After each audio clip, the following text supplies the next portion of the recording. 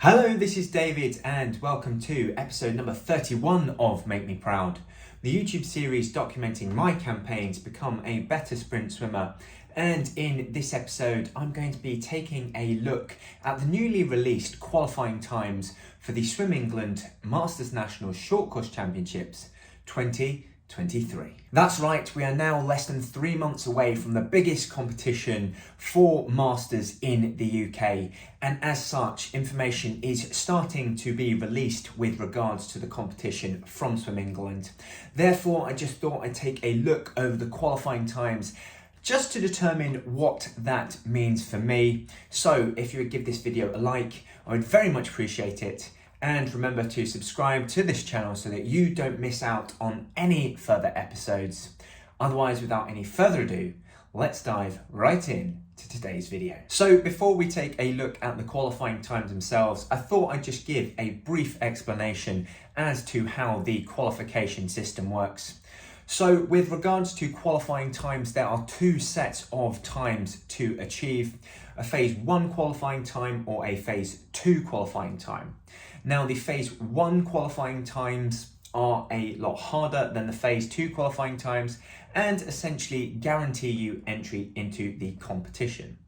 So the rationale for phase 1 qualifying times, as explained by a member of the event committee on a recent podcast from Freestyle Media, explained that a phase 1 qualifying time essentially is the time that was that would enable the top half of the competitors from the previous year to enter into this year's competition. So in theory, the phase 1 qualifying time for a given event and a given age group sets the middle mark for how people performed in the previous year. Now, phase 1 qualifiers get the benefit of being able to enter a lot earlier. Entry starts with the phase 1 qualifying times, and if you have a phase 1 qualifying times, that means you can enter during this earlier period, and like I said, essentially guarantees you a slot in the competition.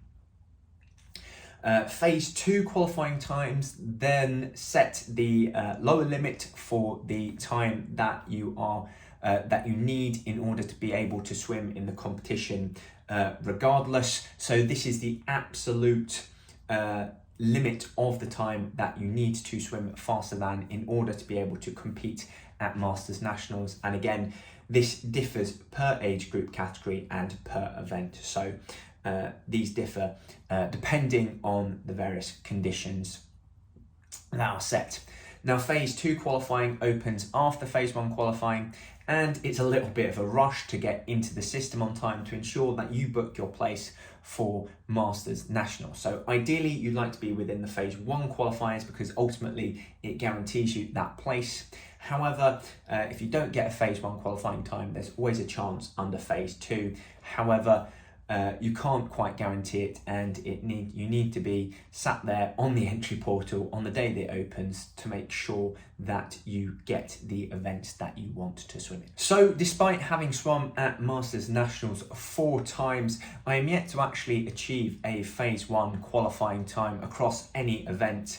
And I'm looking at the times for this year, I'm still quite a way off those that I need to achieve in order to get a phase 1 qualifying time. It is to be noted that some of the times this year look quite a lot harder than they have been in previous years, and that's probably due to the fact that people are back swimming again after the pandemic. But yeah, just absolutely looking at the times, some of these are absolutely crazy. So in my age category, the 25 to 29 age group, for the 50 meters freestyle, the phase 1 qualifying time is 25.90 seconds. So the quickest I've gone is 28.58. So a good nearly 3 seconds off that qualifying time. So yeah, still a way to go. Ultimately achieving a phase 1 qualifying time is, that's a massive aspiration of mine. So I'd absolutely love to be able to get one of these times, no less for the reason to guarantee my entry into the big Masters Nationals competitions, but thankfully I'm still within some of the phase 2 qualifying times, or at least for the events that I enjoy swimming in, and therefore hopefully should be able to continue swimming in the competition. However, it absolutely must be said that master swimming is getting more and more competitive. People are getting faster and faster, and therefore that these qualifying times just keep getting quicker and quicker. So a little bit scared as to what the future holds, because if everybody just gets that much quicker, I may end up being paced out of being to enter into any Masters Nationals competitions. But ultimately, this event is for the fastest and the absolute best in the country with regards to Masters, and therefore it's absolutely fair that the fastest get to swim in this competition. Then moving on to the 100 meters free, the phase 1 qualifying time for me would be 57.50 seconds, where the quickest I've gone is 101.88. So a little bit better with regards to the 50 meters free. I'm just trying to do the quick maths in my head, and that's only 5 seconds out. That's just over 4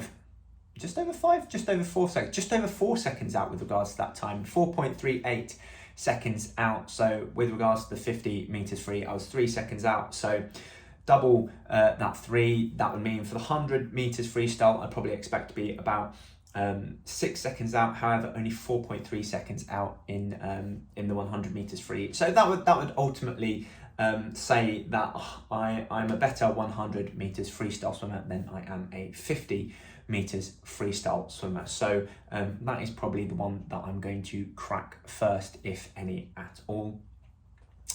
Then moving on to the 200 meters freestyle. Now this is the event that I probably only swim once a year at Masters Nationals, and I typically only do it if it's scheduled nicely. So ultimately I get all my preferred events out of the way, and therefore it's just another extra little event that I'd enjoy doing on top of my regular events. So the phase 1 qualifying time for the 200 is 2 minutes and 7 seconds flat. So I'm absolutely miles off of this one. My best is around just over 2:22. So that is a good 15 seconds off that one. So multiply the 3 seconds of the 53 times 4. That would say that I should probably be coming in around at the 2:19 mark with regards to 200 meters freestyle. So ultimately, it would state that my 200 meters freestyle is worse than my 50 meters freestyle, and naturally worse than my 100 meters freestyle. So obviously not a big endurance swimmer in that regard. But ultimately on the basis that I swim this event rather rarely, and I can't remember the last time I've actually swum a 200 meters freestyle. But yeah, it's one that I could, that there's a lot of room for improvement for me in that regard. And then moving on to the final phase 1 qualifying time that I'm interested in is the 50 meters fly, and that is a time of 28.50 seconds. And the quickest I've gone for a 50 meters fly, I believe, is a high 31. So again, approximately 3.5 seconds off of that one. A little bit further out from the 50 meters free, so we're round about in the same ballpark with regards to ability in that versus the qualifying times. So again, it's a big challenge to ultimately come underneath that time. However, I think it's one that at some point I'll be able to achieve.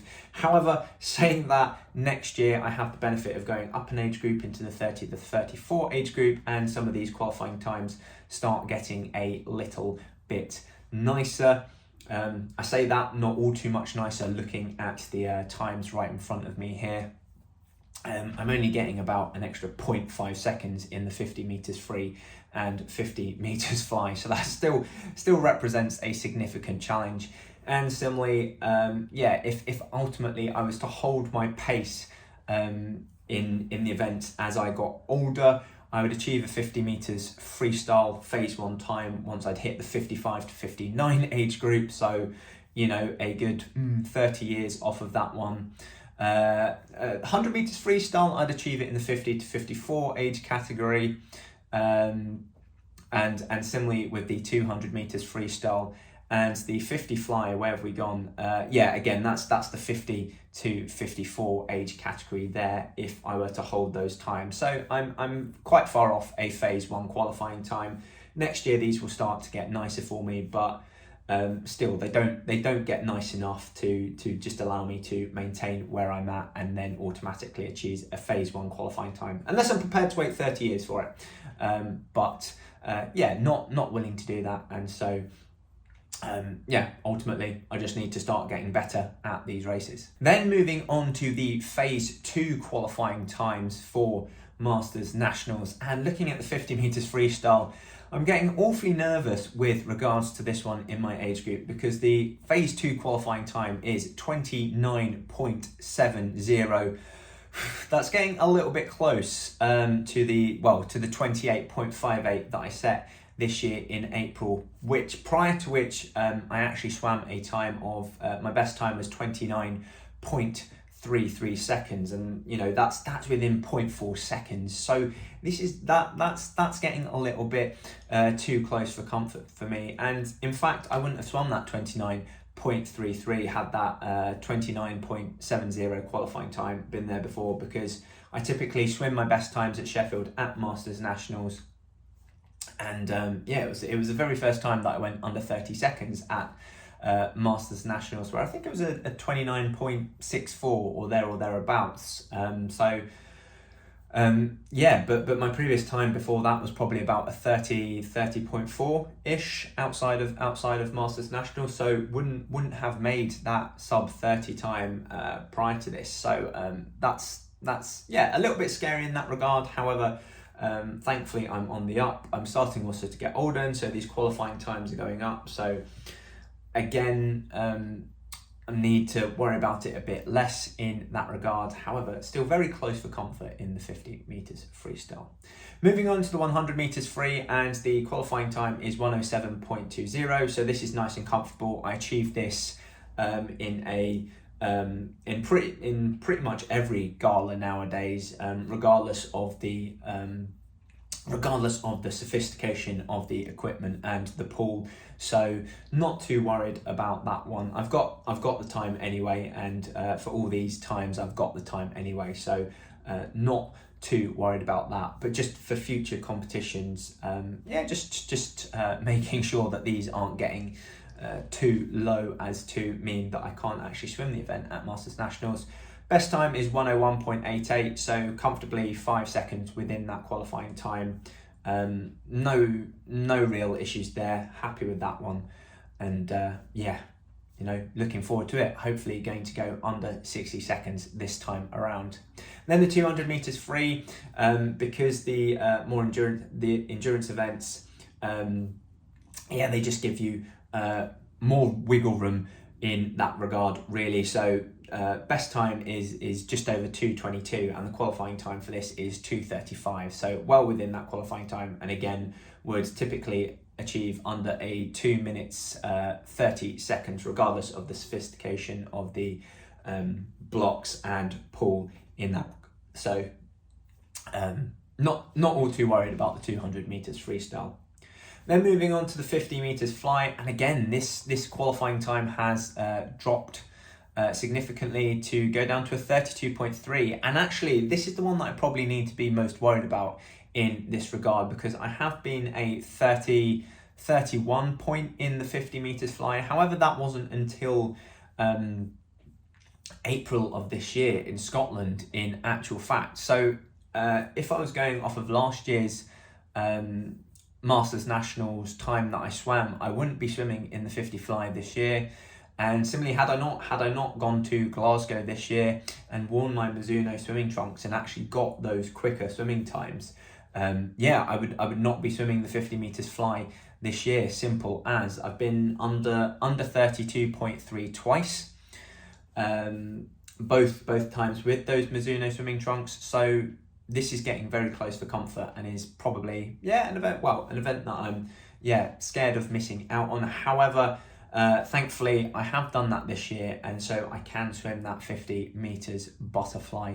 Thank the Lord. So long as I get into the portal on time, but still, again, very close for comfort.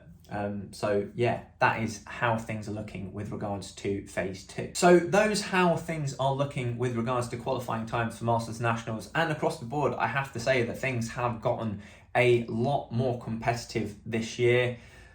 That's down to the fact that master swimming is growing, people are getting faster and faster, and therefore these times just keep getting quicker and quicker, where I'm in some events at real risk of being edged out of these qualifying times. Thankfully, I'm still in the mix this year with regards to the phase 2 qualifying times, but some are getting quite close for comfort, and so I'm getting a little bit worried, but fingers crossed that will mean that gives me motivation going into this competition to really achieve my absolute best in that regard. Yeah, I have got all of the qualifying times that I want under phase 2. Under phase 1, wasn't expecting to get a phase 1 qualifying time on the basis that I was always I've never achieved one before, and I was always expecting them to get quicker this year. So yeah, that's the big aspiration for me, to get a phase 1 qualifying time. However, still quite a way to go in that regard for achieving that, but you know, really excited that I'll be able, that I do actually have the qualifying times to be able to swim in this year's competition, and so just need to be on it whenever the entry portal opens for phase 2 to ensure that I get a space at this year's competition in the event that I want to swim in. So that is it for today's video, and if you are looking to make some improvements in your swim times yourself, and believe that nutrition has a large part to play in the attainment of said improvements, then head on over to westcough.com/bootcamp and sign up for my free online nutrition bootcamp so that you can gain clarity and confidence in how to eat in order to accelerate progress towards your swimming goals. In it, I teach the 3 key nutritional principles that I followed to lose 11 kilograms in 9 months, and thereby reduce my 100 meters freestyle time from 104.95 to 101.88. I also explain what you don't have to do, such as give up carbohydrates, your favourite foods, or go hungry, so that you can focus on the things that drive progress forwards while still enjoying what you eat. So if that's of interest, head on over to westcough.com/bootcamp to learn more and enroll. Otherwise, if you've enjoyed today's video or found it helpful, please give it a like, and remember to subscribe to this channel to make sure that you don't miss out whenever I upload any new videos. They come along every Sunday at 8 p.m, so make sure to keep an eye out then so that you don't miss out. Finally, I've been David Westcough. Thank you very much for watching, and I'll see you again next time.